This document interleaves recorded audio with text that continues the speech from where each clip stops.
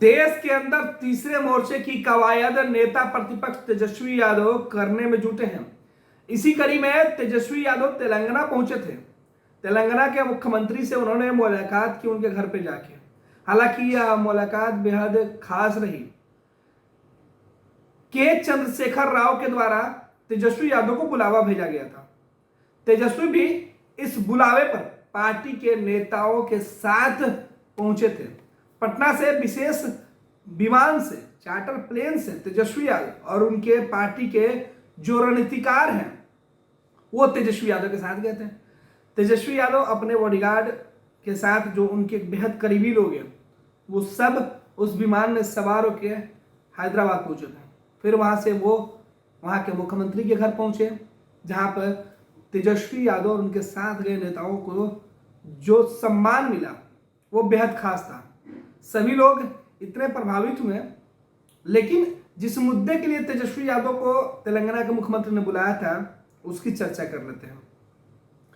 दरअसल तीसरे मोर्चे भाजपा के खिलाफ क्षेत्रीय दलों को एकजुट कर, गोलबंद कर एक मोर्चा बनाने की रणनीति पर बात हो रही है। कवायद शुरू हो चुकी है। हालांकि तेलंगाना में नेता प्रतिपक्ष तेजस्वी यादव से जो बातचीत हुई उसमें कोई ठोस रणनीति नहीं बनी, लेकिन जो तैयारी दिख रही है आने वाले समय में भाजपा को रोकने के लिए, उसकी यह शुरुआत है।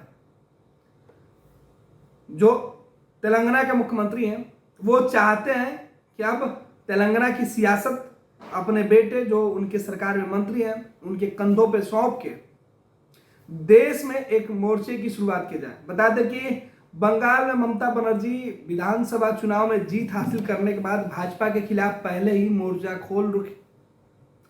खोल चुकी हैं। और अब नेता प्रतिपक्ष तेजस्वी यादव इसी तरीके से देश भर की छोटी छोटी जो पार्टियां हैं, जो राज्य की पार्टियां हैं, उन सभी दलों को एकजुट कर एक बड़ा विकल्प बनाने की कोशिश में तैयारी की जा रही है। हालांकि जो बैठक तेजस्वी यादव और तेलंगाना के मुख्यमंत्री के बीच जो बातचीत हुई, जो बैठकें हुई, वो बंद कमरे में हुई।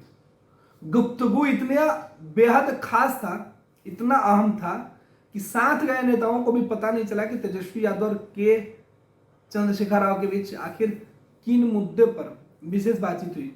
हालांकि इन सबके बीच जब राजद के नेता वहां पहुंचे हुए थे, नेता प्रतिपक्ष तेजस्वी यादव पहुंचे थे, इन लोगों के मान सम्मान में इनका अतिथि सत्कार हैदराबाद में खूब बेहतर तरीके से किया गया।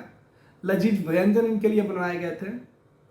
और सबसे जो अच्छी बातें थी कि सभी लोगों ने एक दूसरे के साथ जिस तरीके से इस मुलाकात को बेहद खास रखा, खुद तस्वीरें राष्ट्रीय जनता दल के ट्विटर हैंडल से जारी किया गया था। लेकिन इन सबके बीच जो तेलंगाना के मुख्यमंत्री हैं, उन्होंने तेजस्वी यादव की शादी की भी बधाई दी। 1 महीने पहले नेता प्रतिपक्ष तेजस्वी यादव शादी के बंधन में बंधे थे। बेहद कम लोगों को निमंत्रण दिया गया था और तेजस्वी यादव का यह पहला कोई सियासी मुलाकात कह सकते हैं।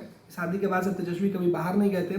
पहली बार तेजस्वी यादव राष्ट्रीय को छोड़कर अकेले पार्टी के नेताओं के साथ इस मुहिम में लगे थे।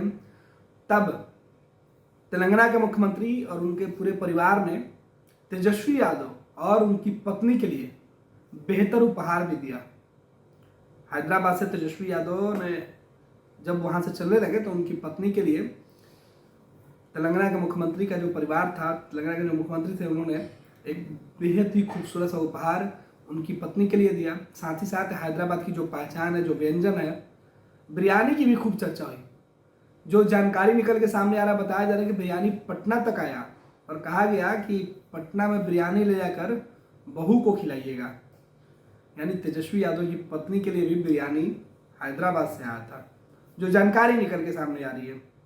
तो जाहिर सी बात है कि देश की सियासत में तेजस्वी यादव शादी के बाद एक अलग पहचान और क्षेत्रीय दलों में अपनी मजबूत पकड़ के लिए, मजबूत पहचान बनाने के लिए वैसे दलों के साथ बातचीत कर रहे हैं, वैसे लोगों के साथ बातचीत कर रहे हैं जिससे कि भाजपा के खिलाफ एक बेहतर रणनीति बने। हालांकि बिहार में राष्ट्रीय जनता दल और कांग्रेस का जो गठबंधन है उसमें राजद के नेता नहीं चाहते हैं कि कांग्रेस को छोड़ दिया जाए।